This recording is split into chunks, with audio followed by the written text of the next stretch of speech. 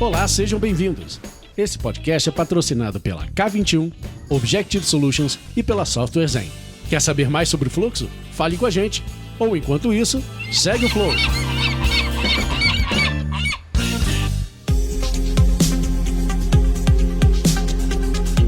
Olá, tá começando o Segue o Flow. Esse podcast vem ao ar graças ao querido patrocínio da Objective Solutions, da K21 e da Software Zen. Muito obrigado, muito obrigado. Eu, Lula, não estou em São Paulo essa semana, estou no Paraná também, Danilo. Estou no oeste do Paraná, visitando a vovó. Então, eu, Lula, sigo aqui do oeste do Paraná e converso com os meus amigos Danilo Garcia, aqui pertinho de Curitiba. Fala, Danilo. Tudo certo, pessoal? Bom. E Thaís Rigolon, lá de São Paulo. Fala, Thaís. Oi, gente. De Sampa sempre aqui, né? De Sampa, cá estamos. Não temos hoje a presença do nosso querido Guilherme Guich, da França. Não casamos os horários, as agendas, mas segue nós três aqui, acho que dá um episódio bom. O último episódio foi nós três também que gravou, ficou bom. Nessa temporada do Segue o Flow, a gente tá discutindo o livro Thinking in Systems, ou Pensando em Sistemas, da Donella Meadows, nossa querida Dana. E a gente chega hoje ao sétimo capítulo, ao último capítulo do livro. Esse não é o último episódio da temporada, teremos um último episódio especial. Se você quiser saber qual que é, espera até o final desse episódio aqui que a gente conta. Mas vamos devagar, vamos discutindo o sétimo capítulo ainda. O nome do capítulo é Vivendo em um Mundo de Sistemas. Bom, vamos lá. A gente vai abrir o nosso episódio com o resumo do capítulo, uns 10 minutinhos aí resumindo o que Donella trouxe nesse capítulo pra gente. Depois a gente tem 20 minutinhos de discussão aberta no segundo bloco, uma discussão mais profunda sobre o capítulo. E por último, no terceiro bloco, a minha parte favorita, que é a frase que cada um selecionou do capítulo. Frase mais que especial. Nossa, esse capítulo tem frase, hein? Bora lá, bora começar com um resumo. Quem traz o resumo aí desse capítulo Vivendo em um Mundo de Sistemas? O que a Donella quis trazer aí pra gente nele? Bom, Vivendo no Mundo de Sistemas, basicamente assim, ela meio que fecha o nó ali de tudo que a gente falou no livro, né? Esse é o objetivo do último capítulo, na maioria dos livros. Então ela fala... a gente falou muito sobre as partes do sistema, como eles funcionam, os relacionamentos e arquétipos e oportunidades, enfim. A gente falou muito sobre sistemas em si, agora ela pega e junta isso tudo e fala como é que isso funciona na vida real, né? Como é que ela já viu com as pessoas com quem ela já trabalhou e ela já conviveu na faculdade. Ela traz vários exemplos da vida real de como que essas coisas funcionam. E por último, ela te dá uma lista de coisas para você não esquecer, né? Quando você está trabalhando com sistemas no mundo real, né? Que não é a mesma coisa do que a gente fez o capítulo, o livro inteiro, a gente veio modelando sistemas, a gente veio entendendo os sistemas. Agora como que você usa essas coisas todas na vida, né? No sistema que você está inserido, na sociedade que você está vivendo e tudo mais, né? Seria mais isso da minha visão. O que vocês acham? Eu acho que tem um ponto importante de, assim... Tem até um dos itens, né? Eu contei assim, são 15 itens que ela coloca, né, em tópicos. Um dos itens é o que mais acho que representa o ponto que ela quer trazer nesse último, que é...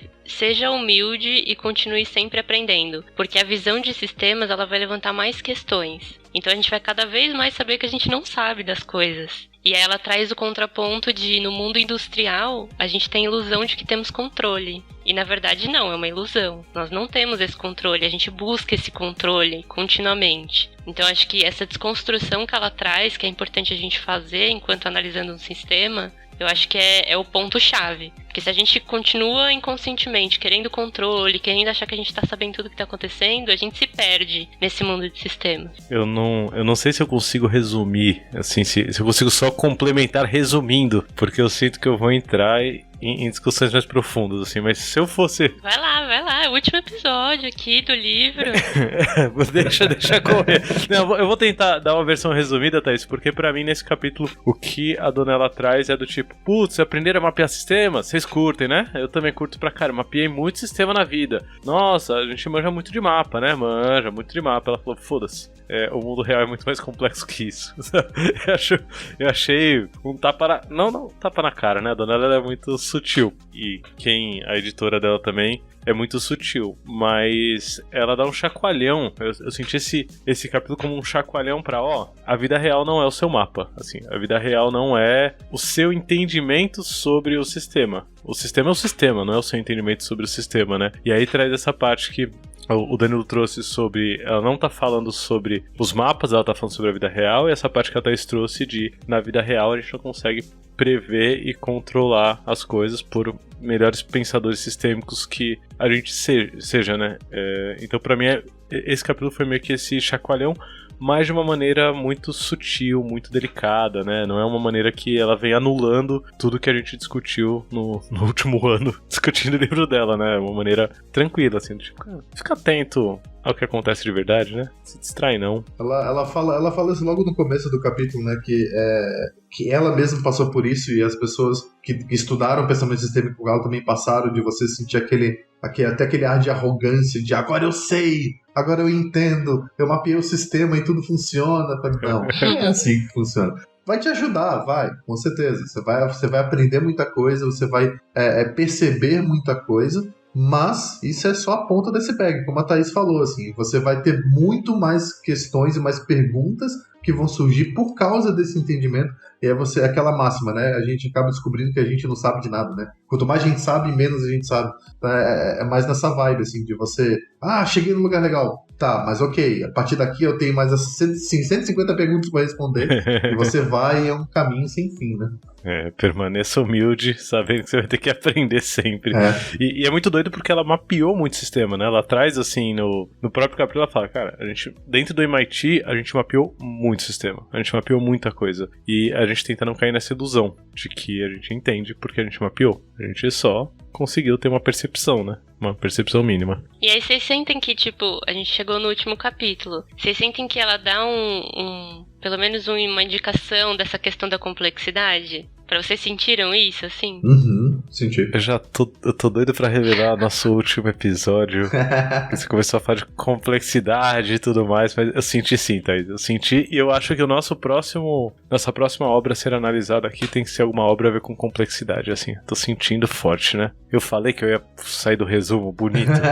Já tô falando sobre a próxima temporada. Vamos cair pra dentro da discussão mais profunda sobre o capítulo, que são 15 tópicos aí, Thaís trouxe. Então bora pra discussão profunda sobre os tópicos desse capítulo. Quem quer começar puxando aí a cordinha, porque vai vir, puxou uma linha, vai vir um bolo de coisas, né? São 15 tópicos que ela deixa aí de dicas, né? Além da introdução, ela introduz com toda uma visão de, então, olha para além dos mapas, olha para além do mapeamento sistêmico que se conecta com a vida real. Aí ela começa a cair em... Percebe essas dicas aqui, ó. Pá! Quem quer começar? Acho que dá pra trazer até uma introdução ou uma das 15 aí, não sei. Deixa eu só colocar aqui, gente, compartilhar aqui um link, ó. E eu vou colocar no backstage depois, porque é o visual approach pros livros, pras questões de alavancagem. E aí tem uma das imagens que é Dancing with the System, que é justamente, acho que conecta o primeiro ali, obtém a batida do sistema. Nossa. Aí acho que a gente podia começar com esse. Nossa, que legal isso aqui. E aí tá no backstage, hein? Pra quem quiser aqui aprofundar nessas imagens aqui, vale entrar lá. bit.ly/segue o flow, entra lá. bit.ly/segue o flow. A gente tá vendo aqui ao vivaço, Thaís guardando essa preciosidade aqui, ó. Pois é. E eu vou começar por esse ponto então, Thaís, porque uma das imagens aqui que você mandou é o Dancing with the System.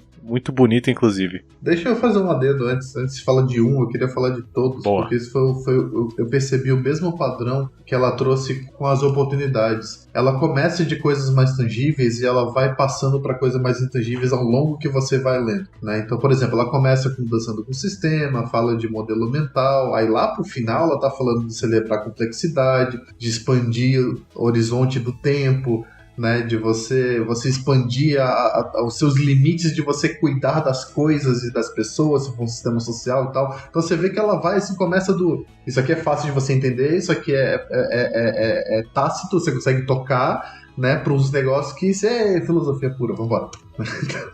Então eu vou começar por aí, Daniel. Eu ia falar sobre o Dançando com Sistemas, eu vou começar e já antecipo que estou brabo, então eu tô amargo aqui na análise. porque a primeira coisa que ela fala, assim, nessa introdução, da parte... Ela começa falando sobre, inclusive, essa parte mais tangível. Ela fala que a gente se apaixona por essa parte mais tangível, né? Ela coloca a gente, enquanto pensador de tecnologia, enquanto pessoas que pensam logicamente, ela coloca a gente em uma posição, às vezes, de tecnocratas, né? Assim, tipo, que acha que o pensamento lógico e racional é o que vai salvar o mundo. E por que eu tô com o coração peludo aqui? Porque é o que a gente vê muito dentro da comunidade ágil, dentro de uma onda. Assim, a gente já falou sobre isso em outros episódios, mas essa coisa de, cara, o que importa é mapear, o que importa é medir, o que importa é a parte hard, a parte 100% hard, e o resto, cara, foda-se, é papo pra abraçador de árvore, sabe? E óbvio, né, dentro dessa introdução. E ela deixa claro que a parte hard importa, tem até um dos 15 tópicos aqui que ela traz, é sobre você trazer números, né? Você simplesmente observar, às vezes você vai estar enviesada sobre as suas observações. Se você começar a coletar números, você consegue ter uma observação mais detalhada e muito melhor. Mas quando a gente fala sobre dançando com o sistema, eu não sinto, Lula, tá? Deixa eu trazer minha história com dança, assim, eu nunca dancei na vida, dancei muito, muito pouco, assim, quase nada, mas eu sempre gostei muito de escola de samba, né, e carnaval, assim, então eu sempre toquei em escola de samba, muitos e muitos anos, assim, eu toco. E aí agora eu comecei a dançar, no ano passado, comecei desse ano, assim, eu comecei a dançar. E aí toda essa experiência com ritmos, né, com escola de samba me ajudou bastante a dançar, mas eu descobri que dançar não é sobre reproduzir passos, mecanicamente. Dançar é sobre você sentir o que está acontecendo e deixar o corpo fluir conforme o que acontece. Por que eu tô fazendo toda essa introdução? Porque eu sinto que existe um déficit muito grande dentro da nossa comunidade por parte de quem conhece bastante da parte hard. Existe uma falta de malemolência, sabe? Assim, existe uma falta do swing, do gingado, assim, a comunidade... Vou trazer mais profundamente. A comunidade Kanban não sabe dançar, assim. Essa é a minha visão sobre a comunidade Kanban brasileira, né? Não vou fazer uma análise global. Minha percepção sobre quem estuda fluxo dentro da comunidade brasileira é uma comunidade dura. E dureza não combina com dança, né? Você não dança com o sistema a partir de uma perspectiva dura. É óbvio que com o tempo, naturalmente, tanto você praticar, a coisa vai pegando um gingado, vai pegando uma malemolência ali, você vai lidando com os empecilhos do dia a dia de uma forma um pouco mais flexível. Mas eu queria começar com isso, comunidade de fluxo brasileira, comunidade que pensa sistemas no geral, é uma comunidade dura. E que condena a malemolência, tá? E que condena a flexibilidade, que condena a dança, assim, no geral. Peguei muito pesado, Thaís? Não, acho que é isso, e o ponto é o quanto a gente tá indo pra questão da complexidade, uma vez que a gente não tá com essa malemolência. Então a gente não tá indo, e a gente não tá lidando com a realidade que é complexa. Então a gente fica limitado. E com isso, o que acontece? Inverno das startups. Redução de custo. O que tá acontecendo? A gente sabe. Vários exemplos aí do que rolaram. Com agilidade dentro das organizações. Então talvez se a gente se aproximasse mais da complexidade, se a gente tivesse mais essa malemolência, talvez a gente realmente ainda tivesse em algumas posições ali das organizações, sabe? Então acho que esse ponto é bem provocativo, mas eu concordo que a gente tem que fazer essas provocações para chegar do outro lado. Senão a gente fica com pensamentos limitados, a gente consegue ir até certo ponto, mas assim, entregar valor para a organização você não tá gerando, porque você faz uma atuação super local. E é muito do que ela fala até naquele, né, para o bem do todo. Né, faça as coisas para o bem do todo. E como que o seu trabalho ali impacta o todo? É bem difícil, mas se a gente não tá nem pensando nisso, com certeza não vai nem tá impactando. E essa é uma das minhas principais críticas também. A gente só pensa ali na nossa facilitação, nas métricas daqueles times, mas e o todo? O que isso tá se conectando com o negócio e tudo mais? Vamos lá então, agora é minha vez. Polêmicas. Eu não concordo. Mas é porque assim, eu acho que tem... Eu não concordo com a generalização, tá? Eu entendo onde é que você tá vindo, porque eu vejo os dois lados, né? Eu sei que tem uma galera muito dura, né? Não gosta de dançar, números na comunidade de fluxo. Ao mesmo tempo, existe o contraponto da comunidade ágil, que é só árvore, né? Então eu acho que isso é o balanço, né? É o balanço do sistema. Você tem extremos dos dois lados, você tem gente que só quer falar de árvore que não gosta de números, você tem gente que só quer número e não gosta de árvores, mas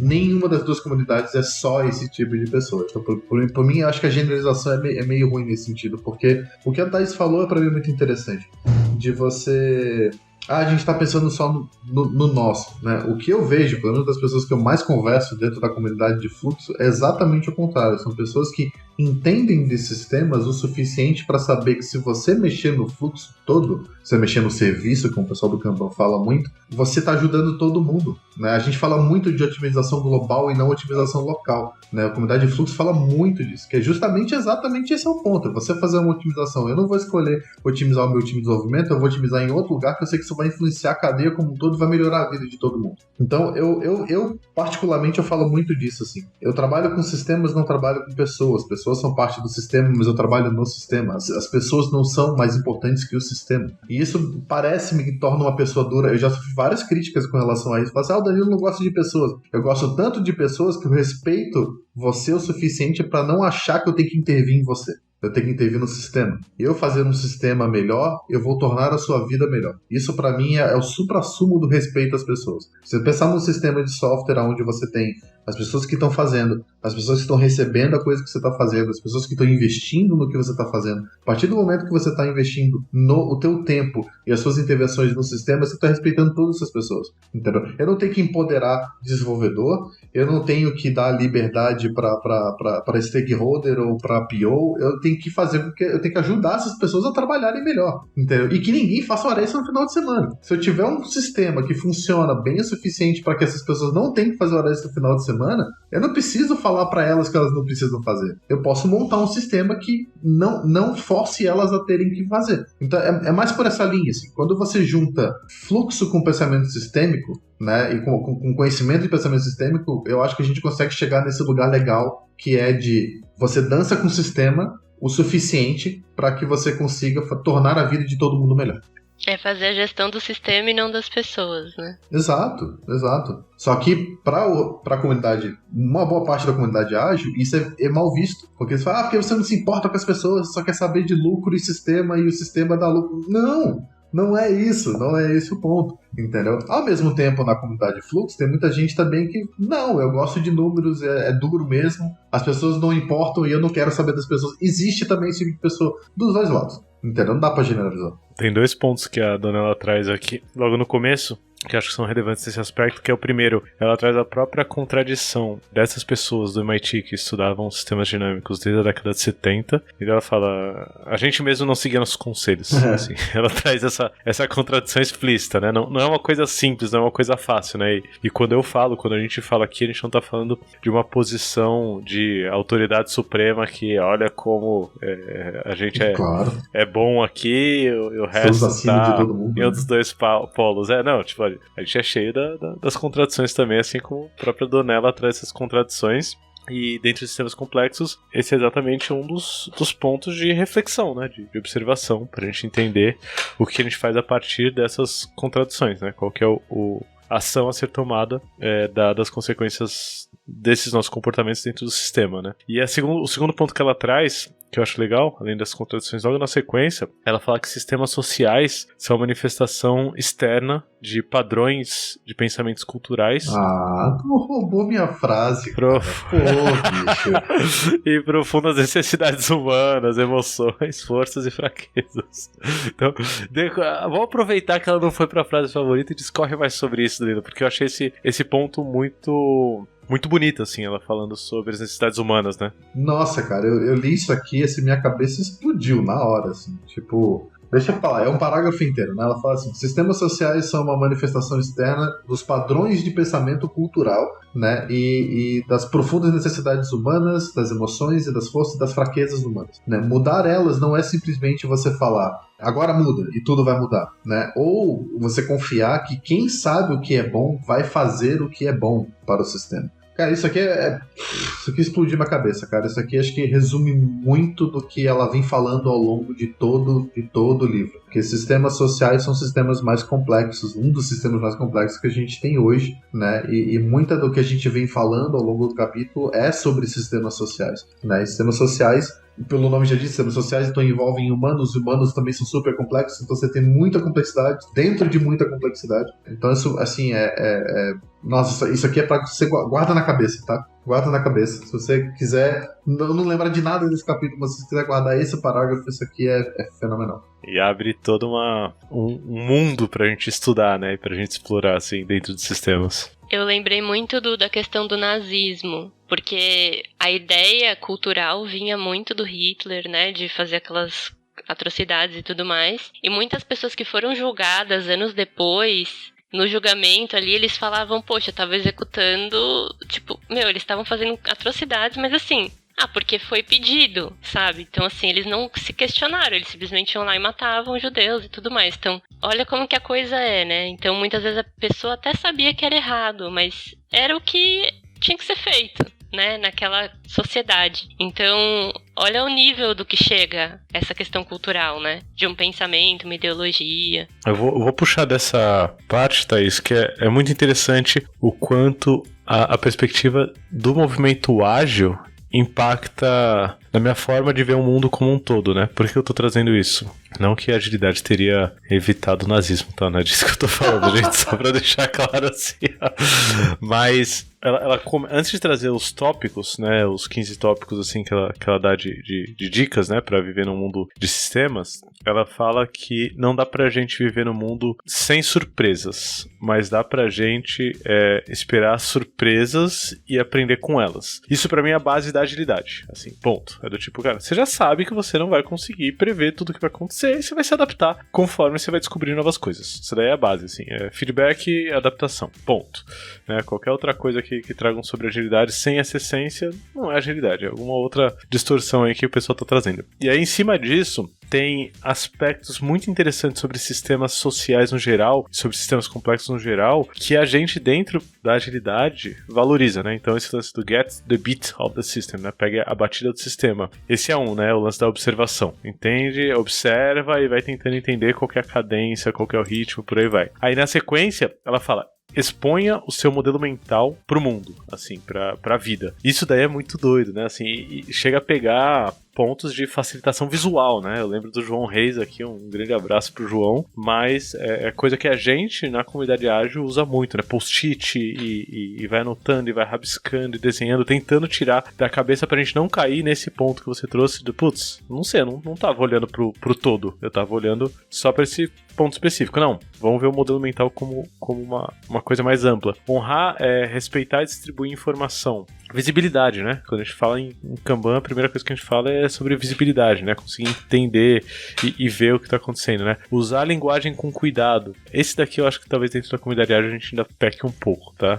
Usar a linguagem com cuidado, assim. A gente tem uma linguagem própria, né? Acho que eu vou dizer na sociedade, tá? Na sociedade como um todo, você acha, Danilo? Isso aqui é na sociedade como um todo, eu acho. A gente tem uma linguagem nichada, né? Mas ela fala disso no próprio tópico, né? De que a sociedade tá degenerando, né? A forma como a gente usa a linguagem, né? E ela fala muito do drift to low performance o caminho para low performance nesse tópico também por causa disso. A forma como a gente está se comunicando, né? E ela fala da questão da gente dar atenção também para mais notícias ruins do que as notícias boas, então isso fica dentro da nossa cabeça. Então a gente trata as coisas boas como se fosse exceções, né? Ela fala disso em outro tópico, mas eu estou juntando com a linguagem porque a linguagem influencia nisso, né? A forma como a gente noticia notícias ruins, a forma como a gente noticia notícias boas, né, e o quanto de atenção que isso dá, porque é o que gera engajamento, né?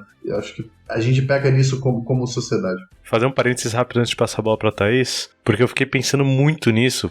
Eu li esse capítulo, hoje é um domingo, a gente tá gravando um domingo, eu li esse capítulo no sábado, ontem. E na sexta-feira eu tava aqui, tô no Paraná, né, tô aqui na casa dos meus avós, e o meu avô na segunda a sexta, o que ele assiste no final da tarde? Da Atena.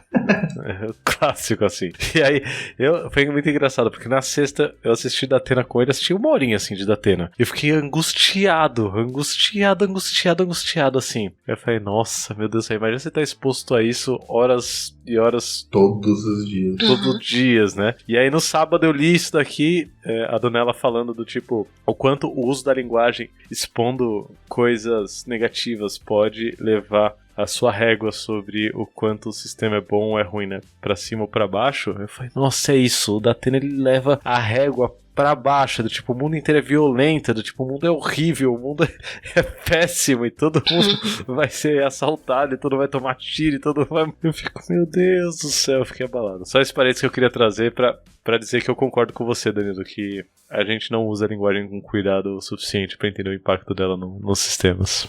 E aí acho que entra muito com a questão da educação. E aí eu quero conectar com o episódio recente do Love the Problem, que foi com o Marcos Garrido e com a Fernanda Magalhães, que eles falaram do livro que eles fizeram para as crianças, explicando agilidade para as crianças, que é o Formiguitas, Precisamos Terminar Nossos Túneis. E como que eles, ali nesse livro, eles estão trazendo essa questão da agilidade, da importância da organização, de olhar o todo e tudo mais. E que precisa estar ali desde os pequenos, né? Porque é algo que você vai usar na sua vida. Então, deixa aqui também no backstage depois a referência. Vale super a pena aí pra quem tem filhos, sobrinhos e tudo mais. Acho que desde da escola, assim, teria que ter esse ensinamento, né? Do pensamento sistêmico, né? De como pensar em fluxo e tudo mais. Muito obrigado pela dica, tá? Não conhecia, já vou botar aqui. É bem recente. Pra ler pros meus filhos. Bom, quem mais vocês trazem do capítulo aí? E a gente tá saindo de novo, né? A gente tá avançando do mais tangível pro menos tangível. O padrão que o Danilo identificou, assim, é real. Nas conversas de linguagem a gente falou também um pouco de fazer fazer o bem pelo todo, né? Ela fala disso também. Ela fala de você... Esse aqui é muito legal, que é você prestar atenção ao que importa, não só o que é quantificável. Achei isso bem legal porque isso vai contra o que eu falo, né? Eu gosto muito de números, eu gosto de quantificar as coisas. Eu peguei sua frase e você pegou a minha, hein? Só vai ter coisa repetida. Então só vai ter a minha, né? E ela fala muito de... Aí eu coloquei o resumo desse tópico assim, qualidade sobre quantidade, né? Tipo, pense de forma qualitativa e dê valor às coisas qualitativas, né? Ela até comenta que assim, para você modelar as coisas, você precisa de números, você precisa tangibilizar. Então ela fala de, por exemplo, preconceito, né? Você tem uma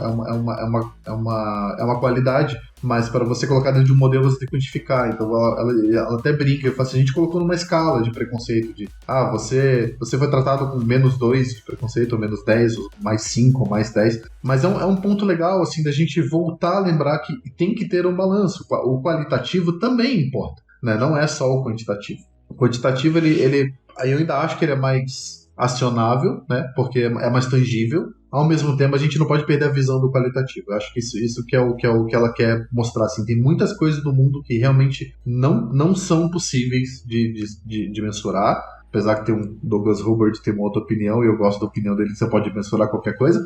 Mas eu entendo o lado dela, assim, de você falar... O problema do qualitativo é diferente para cada um.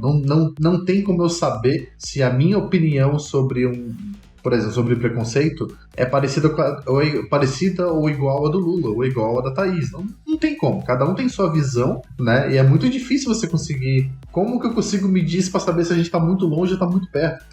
E isso no modelo não rola. Mas no mundo real importa muito, né? As percepções das pessoas, as opiniões das pessoas são muito importantes e a gente tem que levar isso em consideração. Eu acho que como a gente junta, né, as duas coisas, porque também se eu tiver dado pelo dado, sem tomar nenhuma decisão, sem refletir, sobre isso, é o dado pelo dado.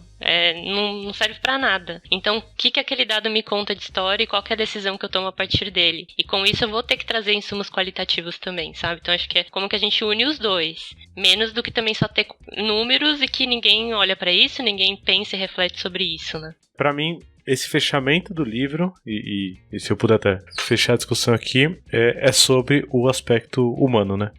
A dona ela traz esse tempero humano forte dentro de qualquer um dos sistemas. Inclusive, um dos tópicos que ela coloca aqui é expanda as fronteiras de cuidado, né? O que você se importa. E aí uma das frases que ela traz é que nenhuma parte da raça humana está separada do ecossistema global da coisa, né? Isso daí me lembra muito o taoísmo. Mais um livro para sugerir aí, quem sabe a gente não começa a estudar o taoísmo aqui. Isso daí me lembra muito o taoísmo, a ideia do assim.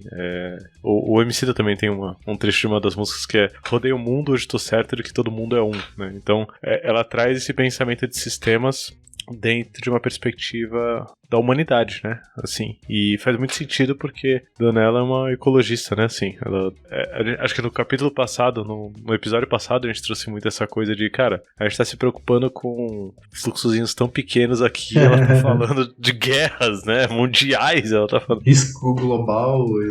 Risco global.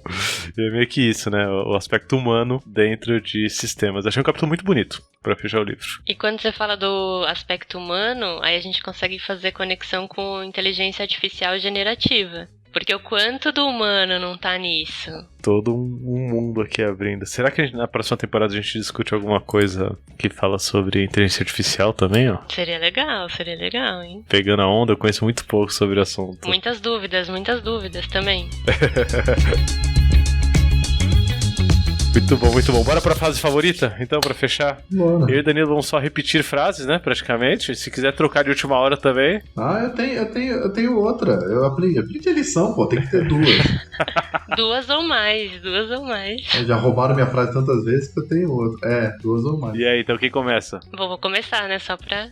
É o item 10 da lista, né? Que ela fala: mantenha-se humilde, continue aprendendo a trabalhar com sistemas. Então... assim, seja humilde, eu quero tatuar essa frase, né? Se mantenha humilde e continue aprendendo. Porque às vezes a gente aprende uma coisa, a gente já acha que a gente é fodão e tal, não sei o que. Meu, você não sabe nada. Quando você aprende uma coisa, você só sabe o quanto você não sabe. Então acho que ela traz isso, pra gente não se perder nessa ilusão de que sabemos o que está acontecendo, temos controle. Não, se mantenha humilde, que tem muito ainda por trás disso. O Anthony, que trabalhava comigo na K21, ele tem uma tatuagem aqui no pescoço. É um kanji. Acho que é kanji que chama, né? Um japonês assim que significa... como que é? É mente de aprendiz, uma coisa assim, do tipo... você tá sempre se colocando nesse lugar de a primeira vez que eu vejo isso, a primeira vez que eu percebo e tal. Eu gosto bastante dessa ideia. Tony, se eu falei muito errado sua tatuagem, perdoa, eu tentei... assim, é a vida. A Donella tá lidando com isso há 7 capítulos aqui. Só com os nossos entendimentos sobre o que ela traz. E você, Danilo, o que você traz? Ou quer que eu traga a minha primeiro? Não, eu tô com a outra aqui. A frase é: a gente não consegue controlar sistemas ou entendê-los 100%, mas a gente pode dançar com eles. Resume bem. É muito boa. Eu vou trazer uma que encaixa com essa. Eu vou repetir um pouco do que você falou, mas acho que vale a pena. Que é: não seja parado ou parada pelo sentimento de se eu não consigo definir e medir, eu não deveria prestar atenção nisso. Ninguém consegue definir ou medir justiça, democracia, segurança ou liberdade, verdade ou amor. Ninguém consegue definir ou medir valor de fato. Mas se ninguém falar sobre isso, os sistemas não vão ser desenhados para produzir esse tipo de coisa. Se a gente não falar sobre esse tipo de coisa, apontar, né, na direção da presença ou ausência disso, esse tipo de coisa vai deixar de existir. Então eu achei muito bom isso, porque não é porque a gente não consegue quantificar necessariamente, absolutamente, que a gente não deveria falar, né, que deveria se sentir paralisado ou paralisada. Então usem isso no dia a dia. Óbvio, se você conseguir medir, conseguir quantificar, melhor ainda, que você tem mais base ainda. Mas eu achei muito bonito esse parágrafo, esse trecho, assim, um incentivo, né, navegue pelos sistemas, dance com eles, né, assim, vai lá, sem ter certeza do detalhe. Mas foi detalhando aos poucos. Bora contar a surpresa? Agora que foi a frase favorita? Bora. Só pra quem ficou até o final, né? Surpresa, então. Quem conta aí, então, como fecharemos essa temporada? Conta aí, pô, você é o... Vai lá, Lula. Conta. O showman. Conta. Eu sou o showman, meu Deus do céu. Então, a gente decidiu pra fechar a temporada fazer um último episódio especial, muito, muito, muito especial, com uma pessoa que a gente admira muito e que, inclusive, patrocinou essa temporada inteira do nosso podcast, que é o querido Alisson Vale. Alisson, ele é o fundador da Software Zen, referência nacional em agilidade no geral, mas vai muito além, né? O Alisson, acho que ele é o filósofo da nossa comunidade, né? Praticamente, Total. assim, se eu puder dizer. Alguém me disse isso em algum momento, eu achei muito bonito, assim. O Alisson, acho que é o maior filósofo que a gente tem dentro da comunidade ágil. O meu episódio do Love the Problem, né? Podcast da K21, que eu gravava, favorito, é o episódio sobre pensamento sistêmico com o Alisson. Só aumentando a expectativa aqui, né? Vai ser bom o nosso episódio também. E a gente vai trazer o Alisson pra falar sobre pensamento sistêmico, que é assunto que ele fala há muito tempo, assim, muito, muito tempo. Fala falar sobre Donella Meadows, tentar expandir. Quem sabe o próprio Alisson não deixa aqui uma sugestão de próximo livro pra gente ler, hein? Sei que ele tem uma lista lá de vários livros, né? De complexidade, outros livros aqui, vamos ver. Aí, ó. Vamos pedir conselhos. Então, fiquem atentos e atentas. Sigam o Segue o Flow nas redes sociais, no LinkedIn principalmente, no nosso YouTube, porque a gente vai divulgar lá a data da gravação desse episódio. A gente quer gravar ao vivo, dentro de algum meetup, ou da Agile Alliance, ou da Agile Brasil. A gente já tá conectando aí com as comunidades, mas a gente quer gravar ao vivo, com a presença. A galera que tá sempre no backstage, né? O pessoal... sempre que cobrou Denis. a gente, volta, Denis, o Denis. Quero ver você lá fazendo pergunta.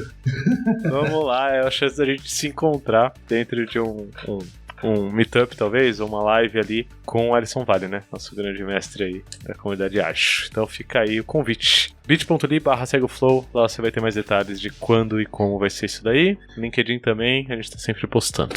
É isso. É isso. Perfeito. Finalizamos. Aí. Boa. Acabamos mais um livro, né? Mais O um segundo livro. livro. Depois de Don Heinertsen, Donella Meadows, que vem pela frente aí, ó. Não pararemos. Continuaremos. Muito bom. Beijo, galera. Até mais. Valeu, galera. Até mais, pessoal. Tchau.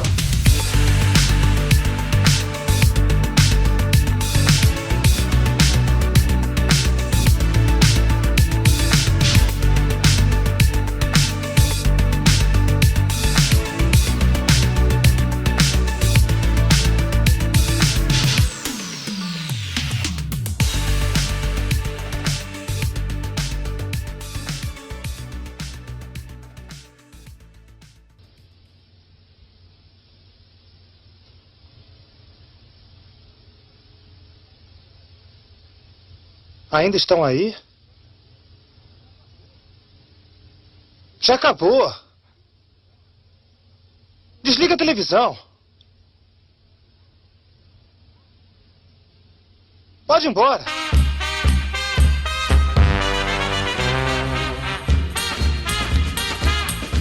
Tem uma coisa que eu esqueci de falar e eu tenho que falar. Lula, eu realmente sinto muito. Você lembra qual é a premissa do podcast? Qual a premissa? Não lembro. Qual? Sobre os livros.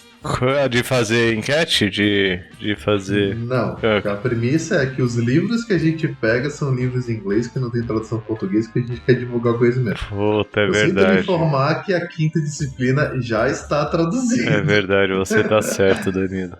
Você tá Então acho que eu vou certo. ter que escolher outra coisa. Você está certo. A premissa do podcast é essa. A Donella, a gente quebrar as pernas no meio da temporada. Quebrar nossas pernas. Mas que bom, né? Que bom que é mais acessível. Mas você tá certo. Pô, eu vou ter que pensar em outra. Sinto muito, eu não queria te dar essa notícia ruim, mas faz parte. Tá bom. Vou ter que pensar agora que livro. E tem que ser um livro difícil, né? Sim, porque a premissa é essa, tipo, um livro que não seja E que seja relevante pra comunidade, né? relevante pra comunidade. Vou pensar, vai aparecer algum. Eu tenho alguns na cabeça. Aquele do... Puta, tem um que é pesadão. Aquele do Edgar Morin. Ah, cara. Que vai pra complexidade? É, mas tem em português. Introdução ao Pensamento Complexo. Tem. Meu irmão tem esse livro. Ele gosta bastante, mas tem em português. Tem em português também. Vou achar algum aí, Tem... E vale pensar se não muda a premissa também, né? Não sei, não tô querendo mudar nada aqui, mas, né, só refletindo. Vamos deixar no ar, temos tempo ainda pra pensar, temos tempo. Deixa no ar. Beleza.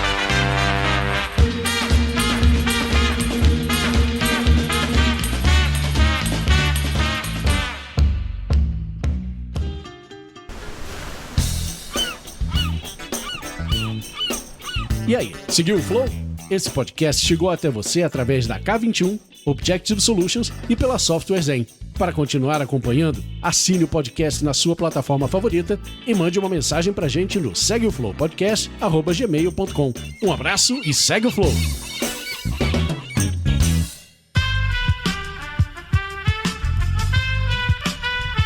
Esse podcast foi editado por Aerolitos Edição Inteligente.